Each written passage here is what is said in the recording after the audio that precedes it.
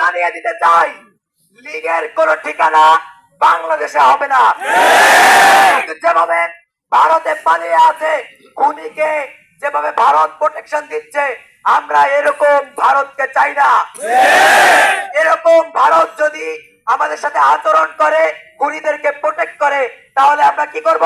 ভারতকে গুড়িয়ে দেব।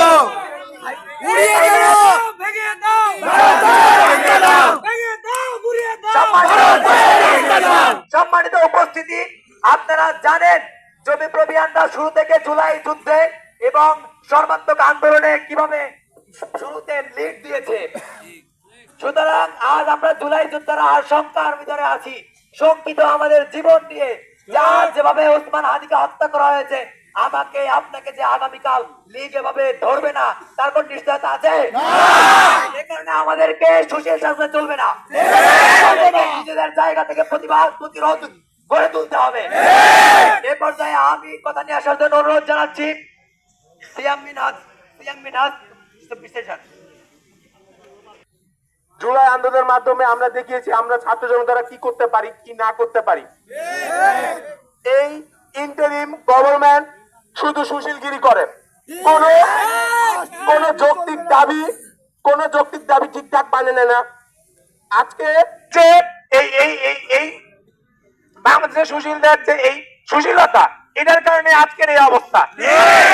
হাদি ভাই জাতীয় পর্যায়ের একজন নেতা, সে যদি এভাবে মরতে পারে, তাহলে আমাদের মতো সাধারণ ছাত্র জনতার কি হবে? হাদি ভাই এত প্রোডাকশনের মধ্যে যদি তার গুলি খায়, তাহলে আমাদের কি হবে? স্বরাষ্ট্র উপদেষ্টার মতো একটা পদে থেকে সে হচ্ছে কোন তরকারিতে কয়টা আলু কয়টা গরু মাংস থাকে সেটা দেখে। দেশের অভ্যন্তরীণ সবচেয়ে গুরুত্বপূর্ণ পদগুলো তার কাছে, তাই সেগুলো দেখে না। আসিফ নজরুলের যারা আন্দোলনে এই সরকার, আওয়ামী সরকার, এরা মাথায় খুলি করে ওই রাজশাহী শহীদ হারিয়ে হান, এদিকে ওসমান হাদি ভাই, আপনাদেরকে হুঁশিয়ার করে বলতে চাই, বাংলাদেশের মাটিতে যদি আর একটা খুলি করে দুঃসাহস দেখান, ছাত্র জনতা আবার 36 জয় করতে বাধ্য হবে। যশোর বিজ্ঞান ও প্রযুক্তি বিশ্ববিদ্যালয়ের আওয়ামী প্রশাসনরা কান কণ্ঠ উঁচু করে শুনে রাখেন, আপনাদের হুঁশিয়ার করে বলতে চাই, সাবধান হয়ে যান, অন্যথায় আপনাদের কিন্তু সামনে বিপদ আছে। ধন্যবাদ জানাচ্ছি আব্দুল্লাহ সাদিককে। ছাত্র ভাইরা, আমরা দেখেছি এই বাংলাদেশ স্বাধীন হওয়ার পর থেকে ভারতীয় আগ্রাসন এই বাংলাদেশের উপরে সময় সুযোগ বুঝে তারা চালিয়েছে। আমরা দেখেছি শহীদ প্রেসিডেন্ট জিয়াউর রহমান থেকে শুরু করে শহীদ আবরার বাহাদুর পরে আজকে আমাদের প্রিয় ভাই ওসমান হাদিকে নির্মমভাবে শহীদ করা হয়েছে।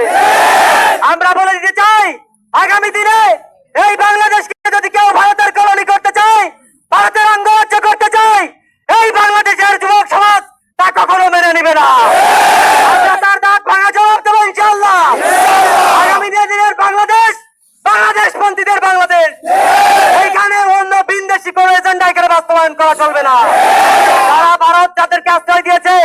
যারা ভারতে বসে এই বাংলাদেশকে নিয়ে ষড়যন্ত্র করছে, আমি তাদেরকে হুঁশিয়ার করে দিয়ে বলতে চাই, আগামী দিনে এই জুলাই আন্দোলনের যারা নেতৃত্ব দিয়েছে, সেই জেনারেশন, এরা যতদিন বেঁচে আছে, আমরা ততদিন বেঁচে আছি, এই ষড়যন্ত্র কখনো বাস্তবায়ন করতে দেওয়া হবে না। আমরা উসমান ভাইয়ের জন্য দোয়া করি, আল্লাহ রাব্বুল আলামিন উসমান ভাইকে শহীদ হিসেবে কবুল করুন। উসমান ভাই যে আদর্শ নিয়ে, যে উদ্দেশ্য নিয়ে লড়াই করেছে, আমরা এখানে যারা আছি, আমরা আজ থেকে শপথ করব সেই উদ্দেশ্য বাস্তবায়ন করার জন্য আমরা ভূমিকা পালন করবো ইনশাআল্লাহ। আমরা আজকে এখান থেকে ঘোষণা করছি, আগামীকাল জুম্মার নামাজের পরে আমরা শহীদ উসমান ভাইয়ের, হাদি ভাইয়ের গায়েবানা জানাজা অনুষ্ঠিত হবে ইনশাআল্লাহ।